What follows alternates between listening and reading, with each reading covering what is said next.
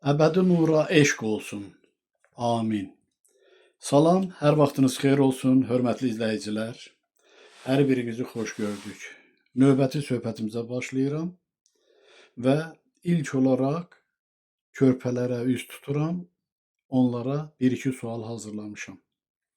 Ancaq növbəti söhbətimizdə bəri başdan deyim ki, onlara sual yazmayacağam, onlardan sual gözləyəcəm. Və analara xahiş edirəm ki, qoy onların özü hansısa sualla maraqlıdırlarsa, onu mənə ünvanlasınlar. Desinlər, siz də yazarsınız. Qoy sual verməyi, cavab verməyi, mükalimə etməyi bacarsınlar. İndi onlar üçün hazırladığım bu sualları deyirəm. Hansı ki, İnci balaya, Ayla balaya, Uğura, Amala və eləcə də Fatiməyə aiddir. Birinci sual belədir. Kimlərə yazığınız gəlir və nə üçün? İkinci sual. İnsaflı olmaq yaxşıdır, yoxsa insafsız olmaq? İndi də gənclərə üz tuturam. Birinci sualım Ruslanadır. Lao Tse deyir ki, çox bilmək və özünü çox bilən kimi göstərməmək əxlaqi yüksəlişdir. İkinci Əliyə sual verirəm. La Rochefoucauld deyir ki, təvazökarlıq ləyaqət artırır. Üçüncü, Ümid bala, sənin sualın belədir. O da La Rochefoucauld, onun kəlamıdır.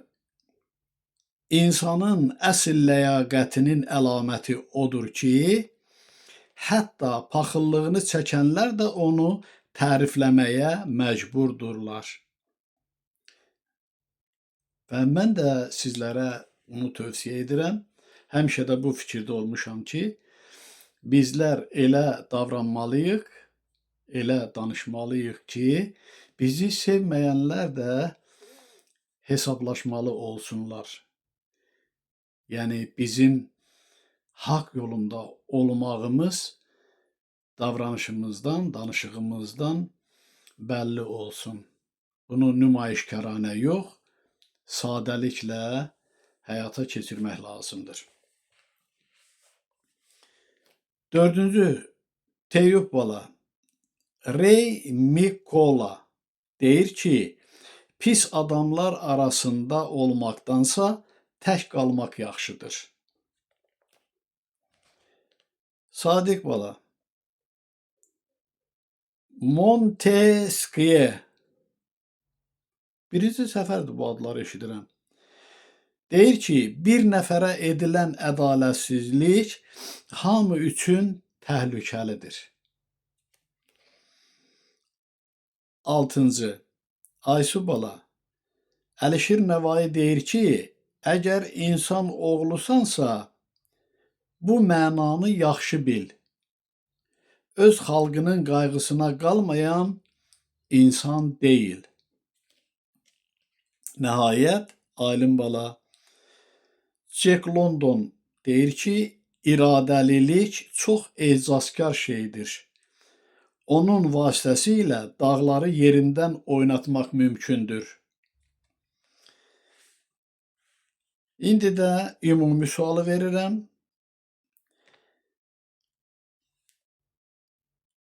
La Rochefoucauld belə bir kəlam işlədir.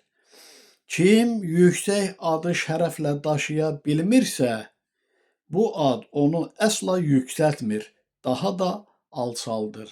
İraqsizlərdən elə bu aiddir haqsevər adına.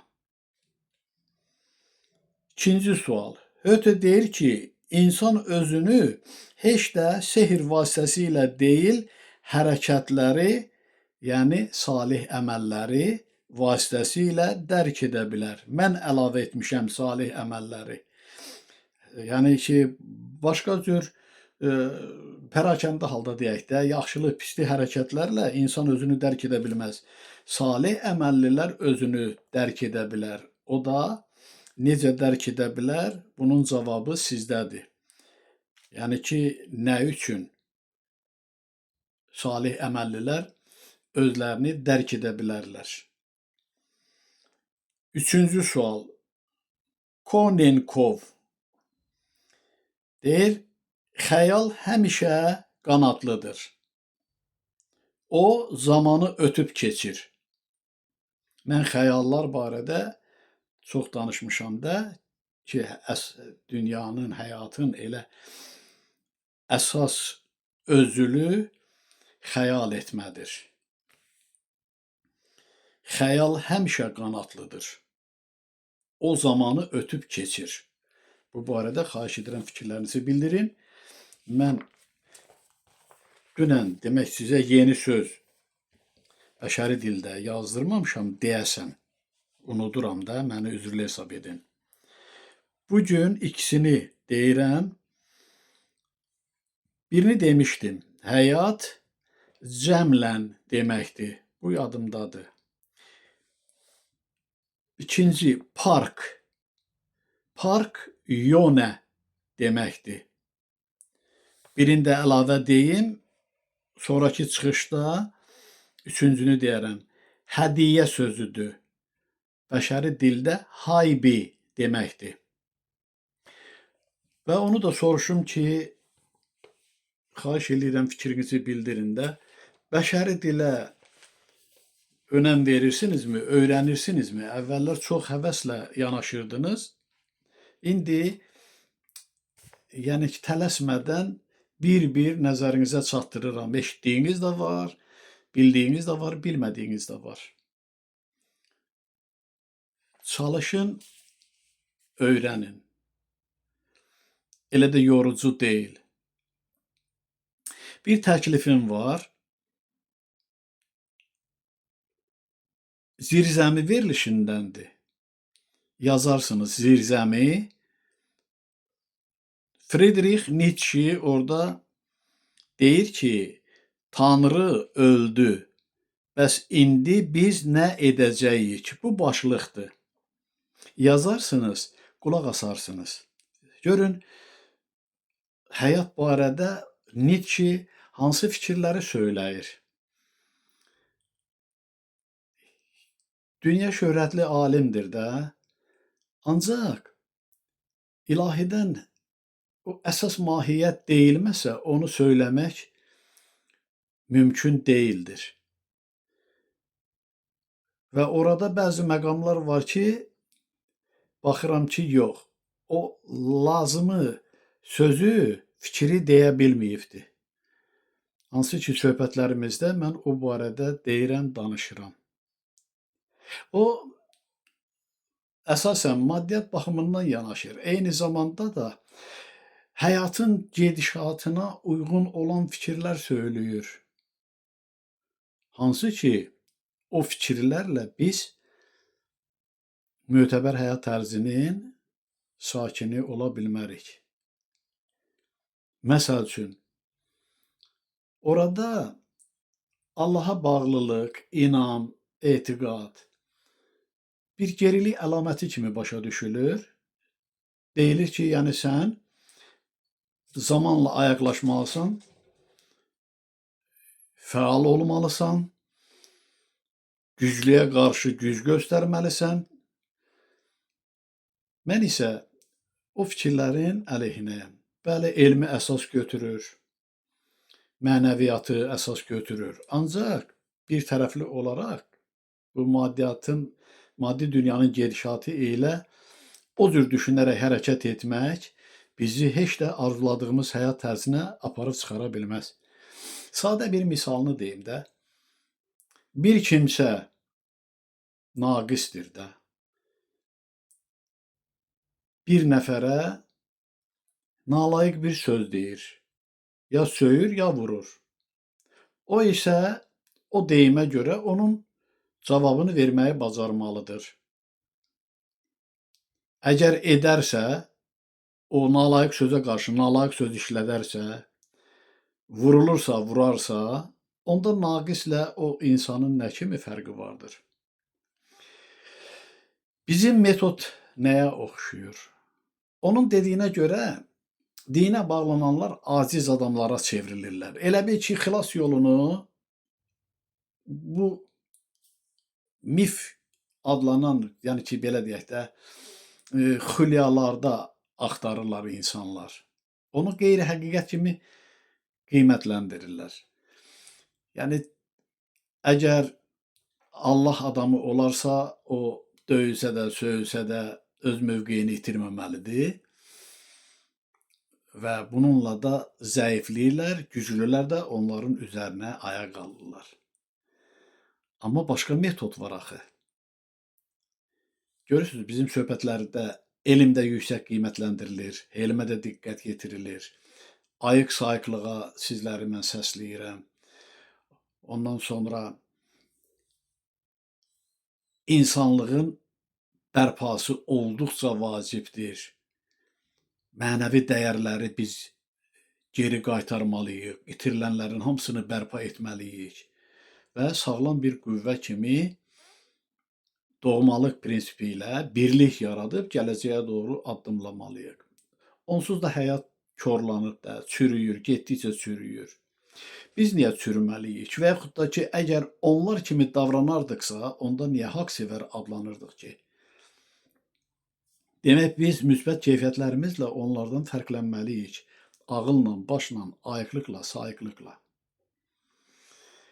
Bunun da müəyyən yolları vardır ki, mən ilkin təməli sizin nəzərinizə çatdırıram ki, təməl belə qurulmalıdır.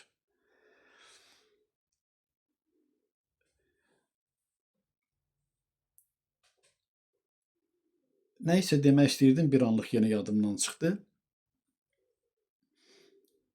Hər kəs özü bilər, necə düşünür, düşünsün, necə hərəkət edir, etsin.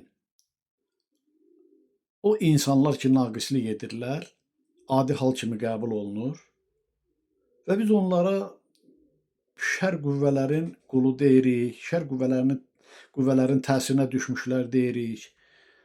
Beləsi var ki, deyirik, görünən şeytandır. Biz də onlar kimi davranacaqdıqsa, elə biz də onların bir tayı olardıq da. Metod nədən ibarətdir? Mən bu barədə bir dəfə demişəm. İdman növləri içərisində özünü müdafiə xarakterli Aikido vardır. Aikido ancaq müdafiə olunmaqdır. Yəni, belə deyək, düşməninin öz gücündən özünə istifadə eləyirsən. Yəni, elə fəndlərdir ki, sən ona zərbə vurmursan. Sən ancaq onun zərbəsindən o fəndlərlə yayınırsan. O özü öz zərbəsinin qurbanı olur. Yıxılır da, başı gözü əzilir də, ancaq özünün etdiyidir. Sanki sənə istiqamətlənir, amma özündə o nəticələnir. Elə bil ki, özü öz əli ilə öz başına qapaz salır, səni vurmaq istəyirkən. Yəni, Aikido idman növündə belədir. O, humanist bir idman növüdür və mən onu çox sevirəm, çox xoşlayıram. Bizim tutduğumuz mövqe insani mövqedir. Heç kimə biz pislik etmərik. O fikirdə olmarıq və Allahın bəxş etdiyi kəlamlar əsasında öz insanlığımızı qoruyub saxlayırıqsa, demək biz səhvdən, günahdan uzaq oluruq. Bir kimsəyə ziyan vermirik ki, bir kimsəni təhqir etmirik ki. Özümüzə cavabdehik və Allahın istədiyi kimi də davranırıq. Və belə bir bizdə xarakter olmalıdır. Ağılla, başla, düşüncə ilə.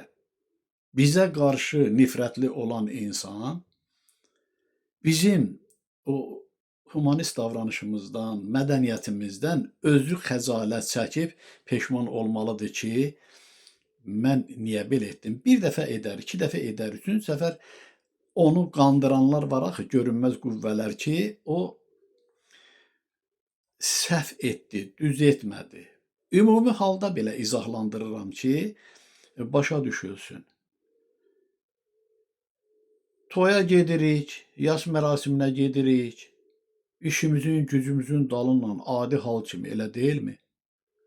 Və çalışırıq ki, insani keyfiyyətlərlə münasibət quraq, ehtiram göstərək, xoş sözlərlə müraciət eləyək. Bunun nəyi pisdir? Bu özünü müdafiədir. Yaxşılıqla müdafiə olunmaq mümkündür. Necə ki, Peyğəmbərimiz deyir ki, o pisliyindən qalmırsa, mən niyə yaxşılığımdan qalım? Və xeyir də həmişə qalib gəlir.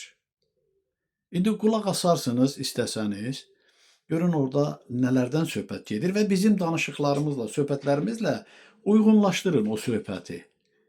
Özünüz nəticə çıxaracaqsınız. Və heç də mən sizə cənnət vəd etmirəm. Bizim quracağımız həyat tərzi özü elə cənnətin özüdür. Quracağımız, hansı ki, indidən onun təməlini qoyuruq. Yəni, ruh oxşayan, könül oxşayan, firavan bir həyat tərzi. Onu biz özümüz qurmalıyıq. Amma əsas mənbə Allahımızdır axı. Allahımızın o dedikləri əsasında biz davranırıq, hərəkət edirik və fəaliyyətdəyik. Və inşallah da o nəticəni əldə edəcəyik. Özümüz daha deyilən kimi hazırın naziri olmayacağıq və yaxud da ki, kimliyindən asılı olmayaraq Allah Teala onu demək cənnətə göndərirsə ixtiyar sahibidir. Belə düşünməyək. Allahımız ədalətlidir və qanunla da davranır. Layiq olmayanlar o mötəbər həyat tərzinin sahibi ola bilməyəcəklər. O mexaniki olaraq yaranacaqdır. Yəni o akademik Lev Krukov dediyi kimi, sən keçmək istəyirsən arzuladığın yerə, qapı açılmır səndən ötürü. Və bunu da həyatda görmüşük də. Avtobusun gedişat haqqı kartlardadır da. Əgər kartda pul varsa, tutursan ora, zəng çalınır ki, hə, sən pulu ödədin, keçirsən. Əgər ödəyə bilmirsənsə, kartında pulun yoxdursa, sən getməli deyilsən axı, səni avtobusdan sürücü düşürməlidir, mütləq düşürür də. Bu da onun kimidir. Sən əgər o nuru qazanıbsansa, lazımı qədər təmizliklə, o qapı sənin üçün açıqdır. Demək sən, o aləmin sakini olacaqsan. Kimlərlə? Əzizlərinlə, bərabərlərinlə, doğmalarınla. Bu biraz mürəkkəb anlayışdır. Bu mənada ki, insan və belə də vardır ki, belə hal olanda o saat övladlarını, əzizlərini elə bil ki, nəzərdə tutur. Müəyyən qədər oxşarını deyirəm ki, əgər sənin o kartında pulun çoxdursa, bir 5 nəfər deyək ki, doğmalarınla avtobusa minirsən və bir-bir də onların pulunu ödəyirsən. Və dünyanın, həyatın belə bir sirli tərəfi vardır, ədalətli olaraq. Sən əgər o əzizlərinin səninlə bir yerdə olmağını istəyirsənsə, sən o dərəcədə də nur qazanmalısan. Nur qazanıbsansa, sənin istəklərinin həyata keçmə qüdrəti vardır. Yəni, sən adi hal kimi elə bir o həyata qədəm qoyanda, sənə əziz olan adamların varlığı da səninlə bir yerdə olacaq. Çünki hər bir kəs öz aləminin yaradanıdır. O, nurun miqdarından asılıdır. Heç əhəmiyyət verməyəcəksən ki, bu günah etmişdi, bu səhvli idi, mənim xətrimə məsəl üçün icazə verildi, keçdi. Elə şey yoxdur. Sadəcə öz aləmini yaradanı olduğun üçün elə hesab elə ki, sən saflaşdıqca, paklaşdıqca, yəni halallıqla yaşadıqca sənin arzu etdiyin insanların da bir təmizlənməsi prosesi gedir. Onu yaradan, onu saflaşdıran, paklaşdıran sənin arzundur, istəyindir, nuruna uyğun olaraq. Necə ki, Allahımız istədi, bütün varlıqları istəyi ilə marağının vəhdəti yaratdı. Bizim də nurlandıqca elə qüdrətimiz yaranacaqdır, olacaqdır ki, bizim üçün qəbul olunanlar yanımızda olacaq. Bax, haqq-sevərləri götürək də, illərdir ki, çiyin-çiyinə addımlayırıq. Mən onları arzuluyuram ki, onlarla bir yerdə olardım. Yəni ki, həyatımı davam etdirərdim. Elə yaxın qohumlarım var ki, məndən uzaqdadır, heç onlar mənim yadıma düşmür ki, onlar da mənim yanımda olaydı. Nəyə görə belə düşünürəm? Çünki əgər onlar da mənim yanımda olası olsaydılar, mənim fikirlərimlə hesablaşardılar. Yəni, mənimlə çiyin-çiyinə addımlayardılar. Əziyyətlərə qatlaşardılar. Bu çıxışlara qulaq asıb özü üçün bir nəticə çıxarardılar. Bax, Allah hamısını var eləsin. Demək, sizin qohumlarla bərabər. Bu qədər qohumlarımdan bircə mənim çıxışlarıma qulaq asan, maraq göstərən və şərh yazan Gülbənizdir. Əziz xalamın qızıdır. Bu qədər qohumlarım var. Bacılarım var. Qardaşlarım var. Qohum əqrabam var və məlumatlıdırlar.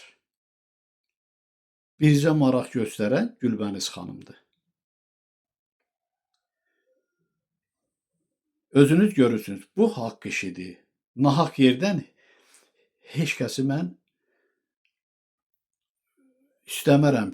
Yəni ki, nahaq olaraq gəlsin, keçsin, o deyirlər, dör başa, yuxarı başa. Əgər istəyirsə, buyursun, haqq işinə xidmət eləsin. Qoşulsun haqq-sevərlərə. Amma haqq-sevərlər mənim üçün əvəz olunmazdılar. Nə qədər əziz qohumum olur olsun, yaxınım olur olsun, onlar toxunmazdılar, toxunulmazdılar. Onların məxsusi yeri vardır. Qohumumu da çox istəyirəm, haqq-sevərləri də. Amma müqayisəyə gəlmir axı. Bu haqq işidir. Çox ciddi işdir. Mən bütün bildiklərimi izah edə bilmirəm. Niyə? Çünki çox uzun vaxt tələb eləyir və eyni zamanda da beyin onu gərək qəbul edə, sinirə, başa düşə, anlaya və bizim şuur dairəmiz, belə götürək, deyəcəklərimi özündə sığışdıra bilmir. Zaman-zaman o şuur dairəsi böyüdükcə ona əlavələr olunur. Çox adam narahat olur. Ancaq mən deyirəmsə, bildiyimi deyirəm, eyni zamanda da olacağı deyirəm, onun yolunu göstərirəm. Hansı ki, haqq-sevər əzizlərimdən bəzilərinə demişəm ki, narahat olmayın. Dünyasını dəyişmiş əzizlərinizlə görüşəcəksiniz. Əsasım olmasa demərəm. Çünki onlar o görüşməni qazanırlar. Hələ ki, bu belə başa düşüləcək tərzdə deyiləndir.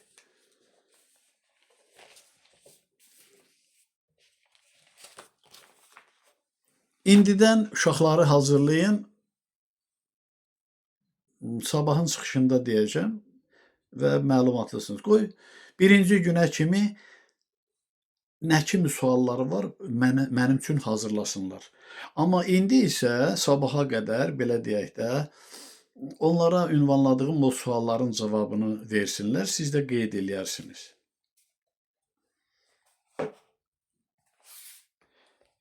Mövcudluq və təkrarlıq yazılarından davamını oxuyuram. Son cümlə belə idi. Bir dəfəlik bilin, Allah yalnız sevəndir, seviləndir. Allah alidir, Allah gözəldir, Allah səbirlidir, Allah rəhimlidir, Allah bağışlayandır. Amma nahaqları yox. Bağışlanmağa layiq olanları bağışlayandır. Layiq olmayanı Allahımız bağışlamır. Dediyim kimi, peşmanlıq hissi ilə haqqın nuruna üz tutursa, demək ona diqqət yetirilir artıq, nəzarətə götürülür. Elə bu nəzarətə götürülmə onun bağışlanmasıdır. Və beləliklə də ali varlıqların köməkliyi ilə bütün etdiyi səhvlərin, günahların bədəlini zəhmətlə ödəyir və nəhayətdə də xilas olunanlardan olur. Haqqın nuruna doğru istiqamət götürür.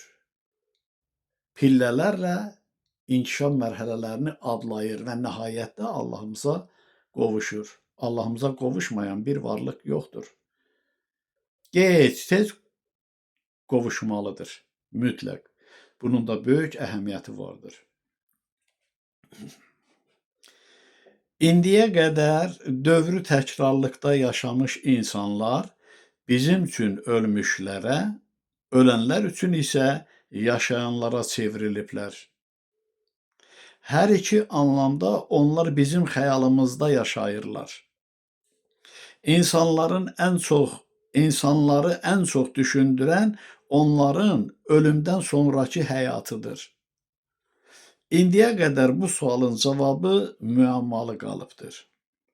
Çünki cismən yaşayan insanlar ruhən necə yaşayıb yaşamayacaqlarını tam mənası ilə dərk edə bilmirlər. Bütün bunların dərki üçün əsaslı sübut budur ki, bu həyatda cismən, yuxuda isə ruhən yaşayırıq. Yuxuda ruhən yaşadığımız halda özümüzü və həyatdakıları cismən qəbul edirik. O dünyada yaşayışımız necədir? Mən demişəm, yuxu, ölüm, həyat, gerçəklik. Eyni məfhumdur, fərqli anlamlarda. Yuxuda yaşamağımız elə ölüb o dünyada yaşamağımıza bərabərdir. Yəni, yatıb yenidən o dünyada oyanmağımızdır. O dünyadan isə bu dünyaya keçid edəndə eyni hal baş verir. İkinci, cismən yaşadığımız bu həyatın da gerçəkliyini şuurumuzla dərk edirik. Yuxuda cismən qəbul etdiyimiz həyatımızı şuurumuzla gerçəklik kimi başa düşürük. Üçüncü, olmayanı şuurumuz dərk etmir, olanları aşkar edir. Yuxuda ölmüş, dünyasını dəyişmiş insanları, əzizlərimizi və tanıdıqlarımızı gerçək həyatdakı kimi qəbul edir, eyni zamanda ünsiyyətdə oluruq.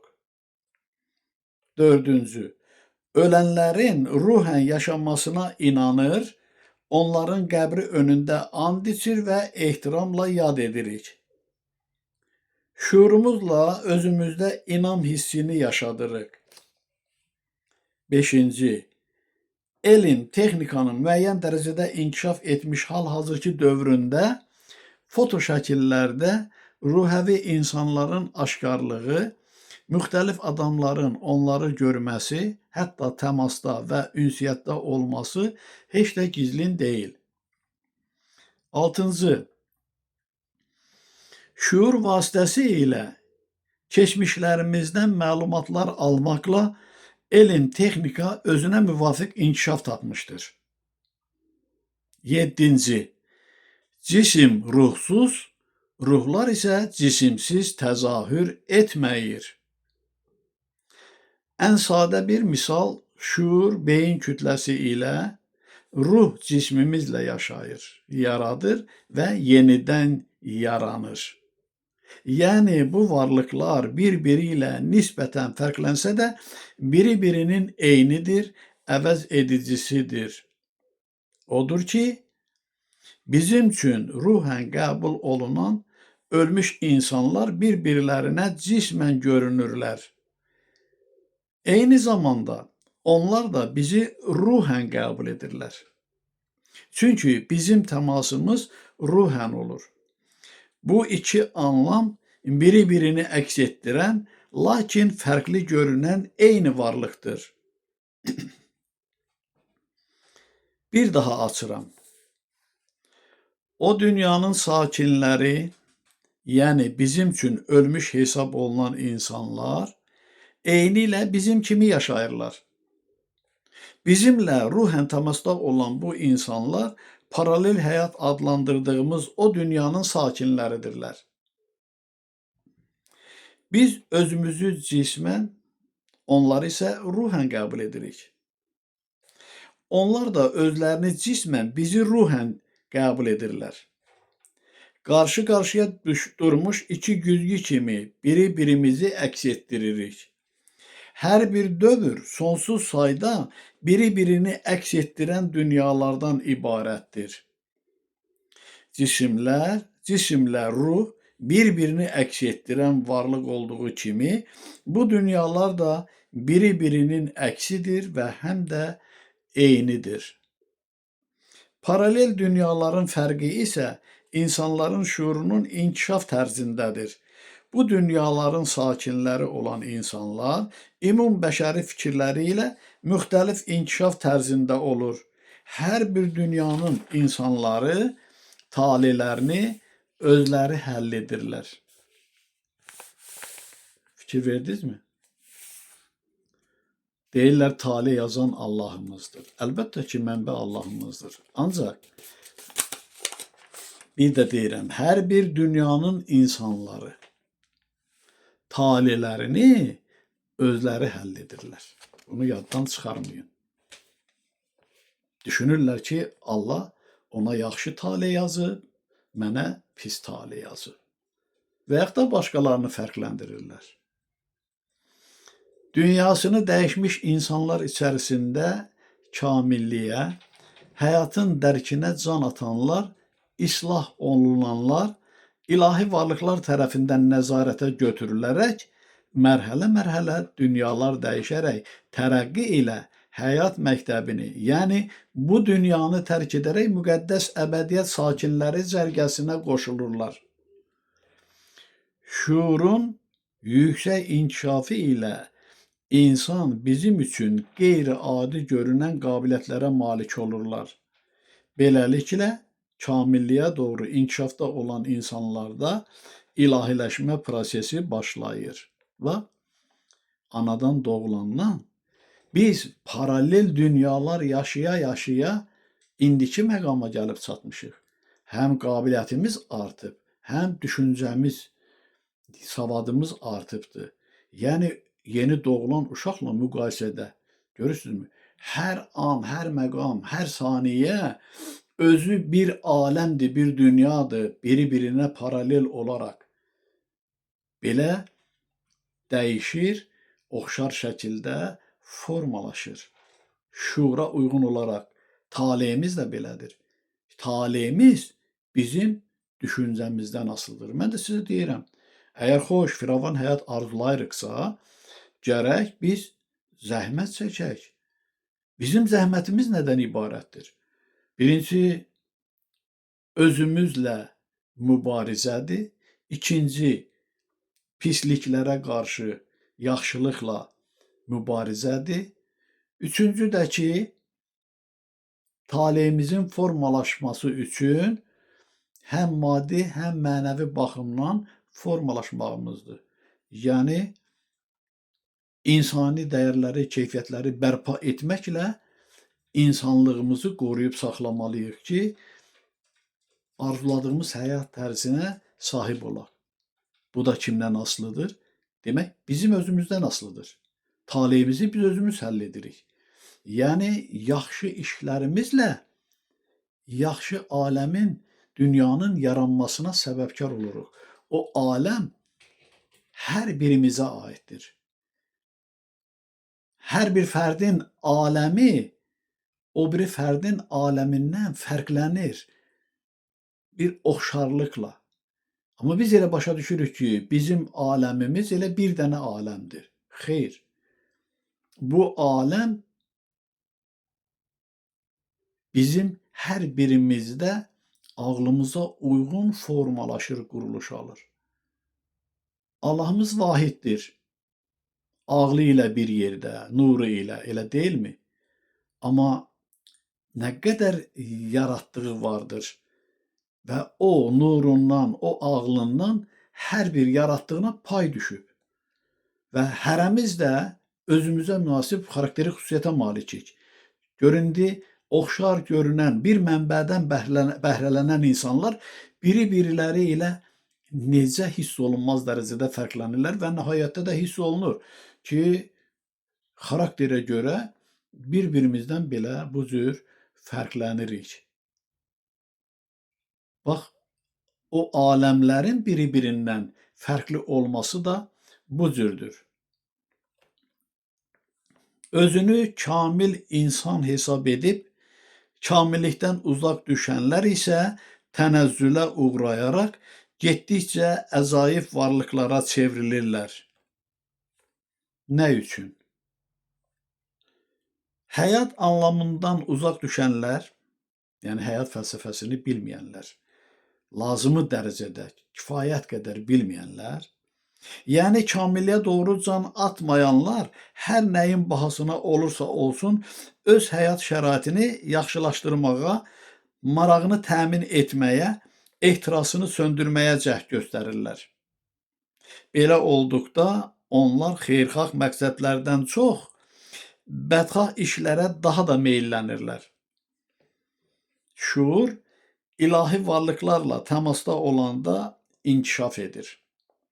İlahi varlıqlarla əlaqə zəiflədikcə şuurun inkişafı əks istiqamətə yönəlir. Yəni şər qüvvələrin təsirinə məruz qalır. Evladlarımızı nəzarətdən qoyanda, diqqətimizi azaldanda, nə qədər ki diqqətli idik, fikir verirdik, deyirdik, yaxşı uşaqlarla oynasınlar, dostluq etsinlər.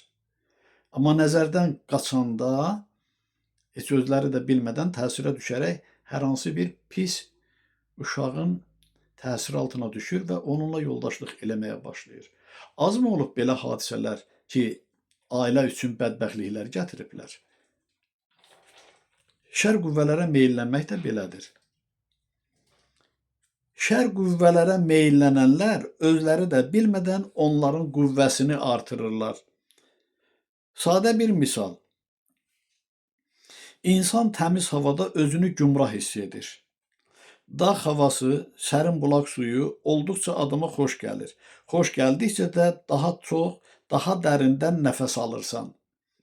Təmiz hava qan dövranını yaxşılaşdırır. Bir sözlə, can sağlamlığıdır. Siqaretin, təmbəkinin tərkibində nikotin, yəni zəhər var. Siqaret çəkən adamın ciyəri buna o qədər öyrənir ki, bir gün çəkməyəndə çox narahat olur. Ciyərdə tələbat artır. Siqaret çəkən kimi insan sakitləşir. Qəribədir, elə deyilmi? Şər qüvvələr də belədir. Onlarda pisliyə meyillik getdikcə qüvvətlənir.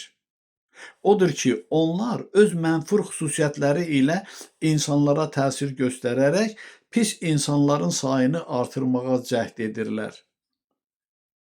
Bir misal da deyim.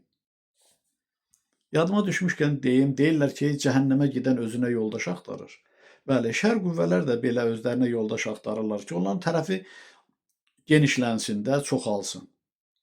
Mən isə deyirəm, cənnətə gedənlər də özlərinə yoldaş axtarırlar.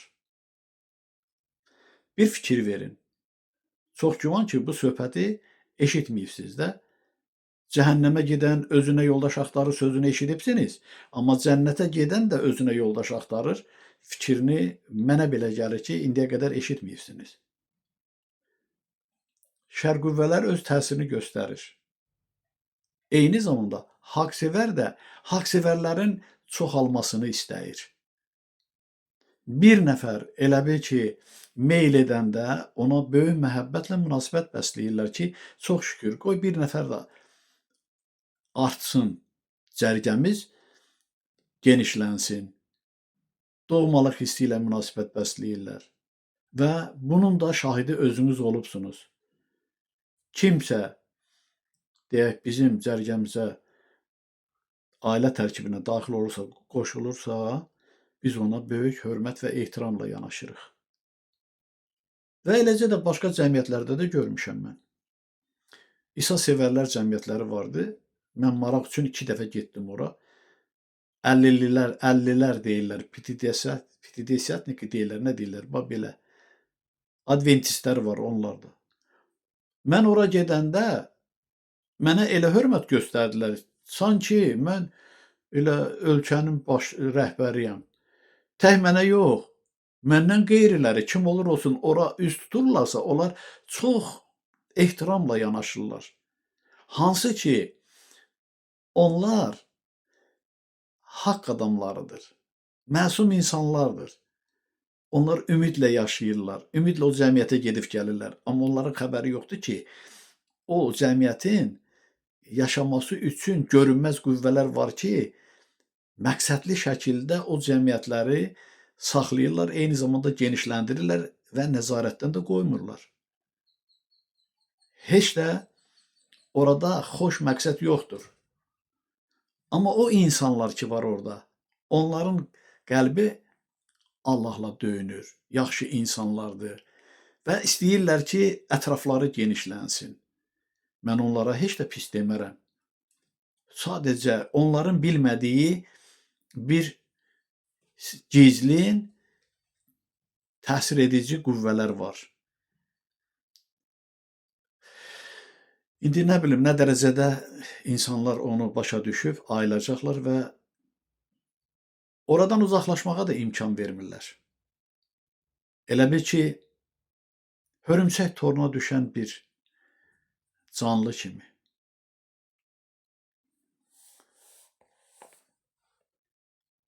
Bir misal da deyim. Tərbiyəvi filmə baxanda və yaxud da maraqlı bir kitab oxuyanda adamda saflaşmağa meyillik artır. Qeyri-tərbiyəvi filmə baxanda isə ehtiras, şəhvət hissləri baş qaldıraraq beyni dumanlandırır. Odur ki, ehtirasa, şəhvətə, oğurluğa, cinayətə yuvarlananlar gec-tez onun bəlasını çəkirlər. Bəs şeytanların cəzasını kim verir? Bunu növbəti söhbətimizdə deyərəm, bilərsiniz. Növbəti hərf T hərfidir. Bu tövsiyələrdəndir də və tərslik sözünü də mənalandırır. Başlıq belədir. Tərslik tərs işlərin təməlidir. İzahı bu cürdür. Tərsliklə başlanan işin nəticəsi pis olar. Çünki tərslik düzlüyün əks simasıdır, yəni mənfi tərəfidir. Təməli düzgün qoyulmayan hər hansı bir quruluş arzulamadığın tərs nəticələrlə uzun müddət yaşamaz, davam edə bilməz. İndi nəzm tərzində olan oxuyur.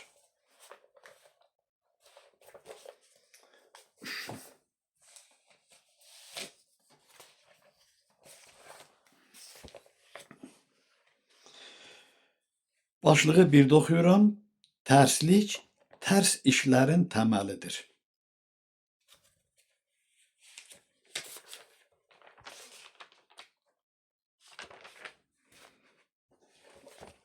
Qeydlər eləməsəm, qarxıram. Demək, tərs işin əksinə getmək təqdirdir. Tərsliyə əks getmək düzgün təsirdir. Düz işin əksinə getmək kütlükdür. Haqqı əks etdirmək bir böyüklükdür. Tərsliyin mənası çox şey deyir. Tərsliklər həmişə düzləri əyir. Tərsliyə yer verir dumanlı başlar. Tərsliyə yer verən şər işə başlar. İnsan xislətidir tərslik və düzlük. Bu kökdən gəlmədir. Lap başa düşdük. Bəs ağıl, düşüncə nəyə gərəkdir? Məgər dərrakəmiz belə kövrəkdir? Axı ağlımızı yaradan verib. Çoxları ağlını niyə itirib?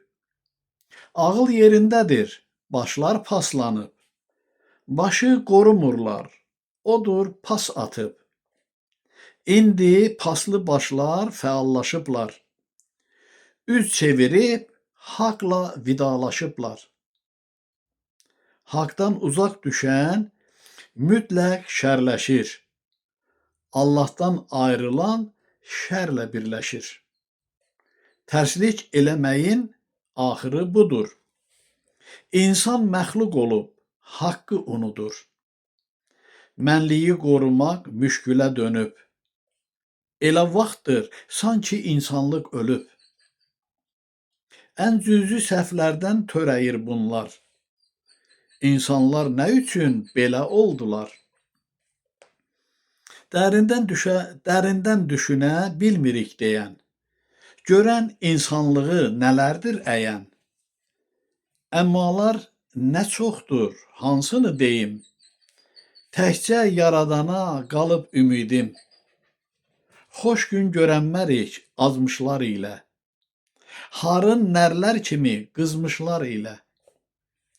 Hər əməl, hər sifət gözlə bunlardan. Pislikdən, yamandan, zövq alanlardan. Qorxulu və iyrənc mühit yaranıb. Çoxu yuxulayır, azı oyanıb.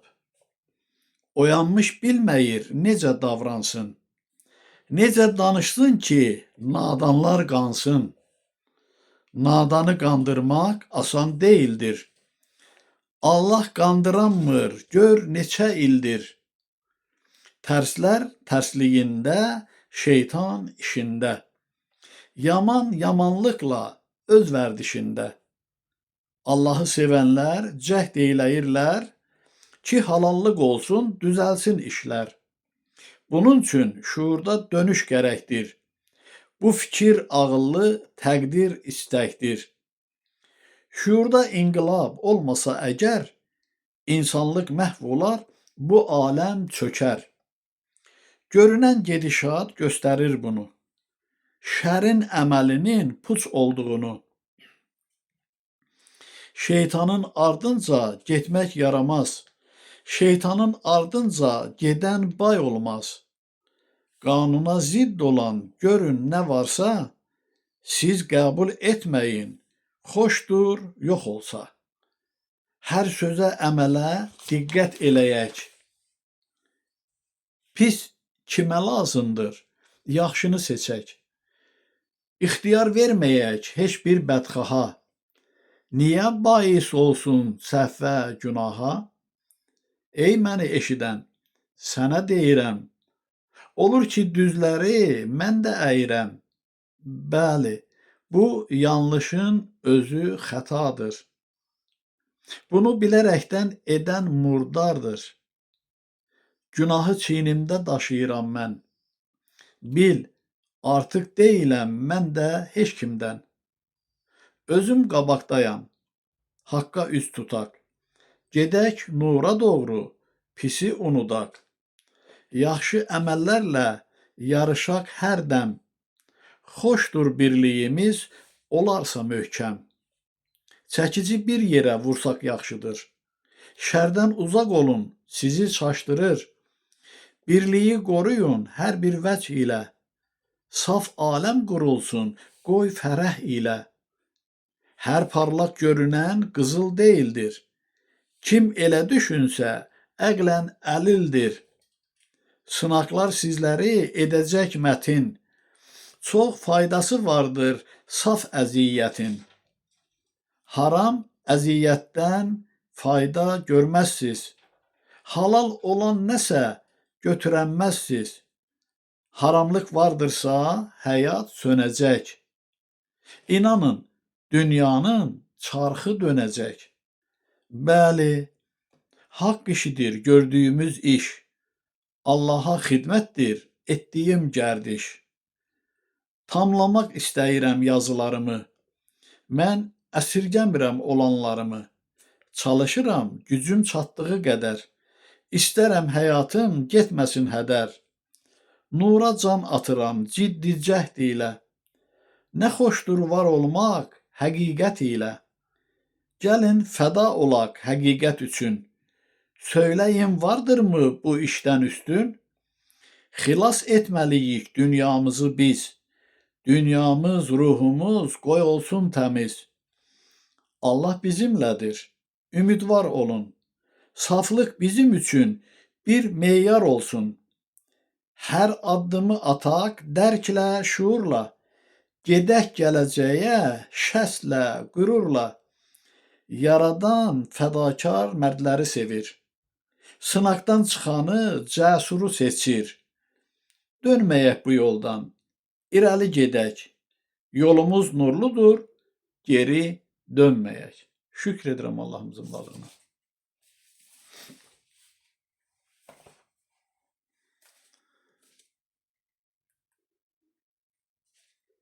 Azacıq da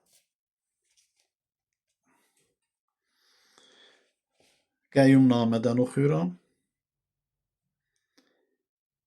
Kainat tamdır, bütövdür, əzəldir, sondur. O, Allahımızın nurundan xəlq olunub. Bu bütövlüyü qorumaq üçün bəxş olunan nur kimi də qayıtmalıdır. Torpaq verdiklərini alır. Eləcə də nur mənbəyi olan qüdrət bəxş etdiyi nuru qaytarmaqla əbədiliyi qoruyub saxlayır. Bunun incəliklərini Qəyyumnamədə təfsilatı ilə izah etmişəm. Hər parlaq görünən qızıl deyildir. Hər bəşər övladı sanma əsildir. Rastlaşdığımız parlaq, dəbdəbəli yaşayış tərzi insanlara heç də xoşbəxtlik töhfəsi deyil. Var dövlətin də təzadları meydana çıxır. Sərvətin çoxluğu dərd-səri, kədəri azaltmır, nə də dərrakəni artırmır. Ancaq sınaq yükünü çoxaldır. Bu o demək deyil ki, kasıb yaşamaq yaxşıdır. Belə düşünsək yanlışlıq olar. Məsuliyyət tələb edən odur ki, insan əldə etdiyini nəyə və necə sərf edir. Əhəmiyyət kəsb edən də elə budur. Hər bir addımımız zəkamızın qədərini müəyyənləşdirir.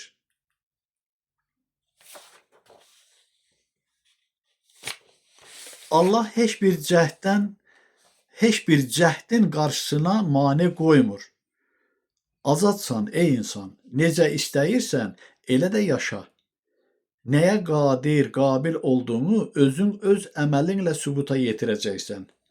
Taleyin öz əlindədir. Yaradan bu imkanı verir qanun çərçivəsində. Unutma ki, məsuliyyətdən qaça bilməzsən.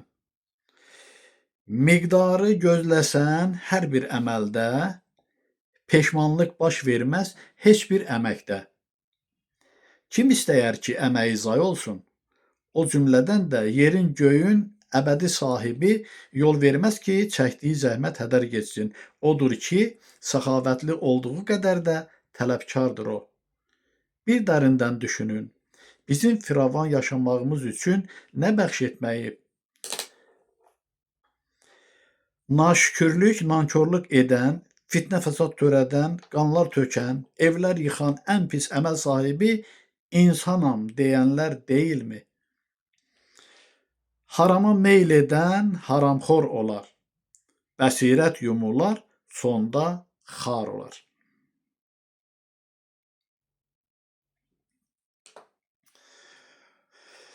Bu da hələlik bu qədər kifayət eləyər. İndi isə ibarələrdən deyim, yazım, görək hansı qalır.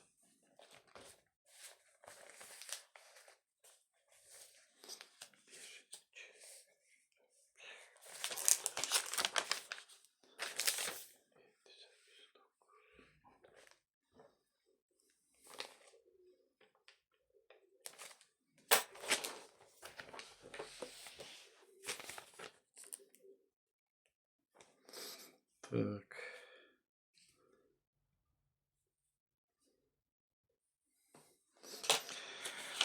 Harda qalmışdıqsa, oradan başlayıram. 828-ci, yox, 29-cu ibarə. Qaşınar, aşınar. Dərini qaşıyıb aşılayırlar. Öz yerini, sözünü, hərəkətini bilməyənlər də ya qınaqla üzləşir, ya da cəza ilə. 830. Qaya sərtliyindən çatlar. Hər bir maddi varlığın ömür müddəti var. Hər zaman tərkib dəyişməsi baş verir. Qayalar da təbii olaraq eroziyaya məruz qalır. Elə adam var ki, sərtlik etməyi xoşlayır. Amma bu xoş gələn deyil. Elələrinin sınması çox acınacaqlı olur. 831. Ölülər həmişəlik zəvvarlıq edər. Dünyasını dəyişənlər əbədiyyətə qovuşurlar. Zamansız aləmə köç edənlər ən uca məqamda ziyarət edib, layiq olduqları yerə təyin olunarlar.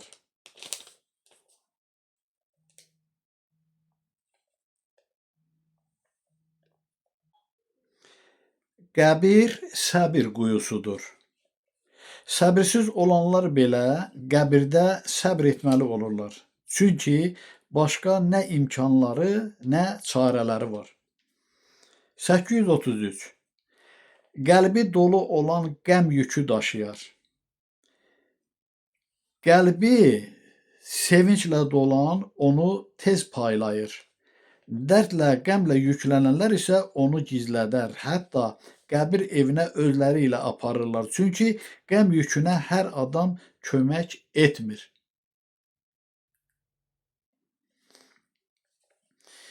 834. Xəlvir suya borclu qalmaz. Yəni ələk. Xəlvirlə götürülən su xəlvirdə qalmır. Məsləhətli insanlar da borc yükünü çox saxlamırlar. Qılınc kəsərlə, qələm əsərlə. 835-dir bu. Hər bir iş əməli nəticə ilə qiymətləndirilir. 836. Qələm yazmaq üçün qəddənər. İnsan fayda vermək üçün hər əziyyətə qatlaşmalıdır. Faydası olmayanın dəyəri yoxdur. 837. Qələm əhli usanmaz, düz yazı ilə utanmaz. Nəticə əldə etmək üçün çalışmaq lazımdır. Faydalı nəticə əldə edənlərin başı uca olar. Nəhayət 838. Əhli qələm haqdan güc alır. Xalqın rifahı naminə yazılan nə varsa öz gücünü yaradandan alır. Şükür Allahımızın varlığına. Bəli, bu da bu qədər. Bununla da bugünkü söhbətimi tamamlayıram, yekunlaşdırıram. Var olun, sağ olun. Məni dinlədiyinizə görə, yazdığınız şərhlərə görə təşəkkür edirəm. Allah hər birinizdən razı olsun. Sizinlə bahəm gözə görünməz, hörmətli ilahi varlıqlara təşəkkürümü izhar edirəm. Ana yurdumuza, ana torpağımıza, ana vətənimizə təşəkkürlüyəm. Şükür edirəm Allahımızın varlığına. Minnətdaram Allahımıza əbədi olaraq və əbədiyyən də o uca varlığın, o ülviyyətin sevə-sevə səcdəsində və xidmətindəyəm. Hələlik bu qədər. Sağ olun, salamat qalın. Növbəti görüşümüzə, söhbətimizədək.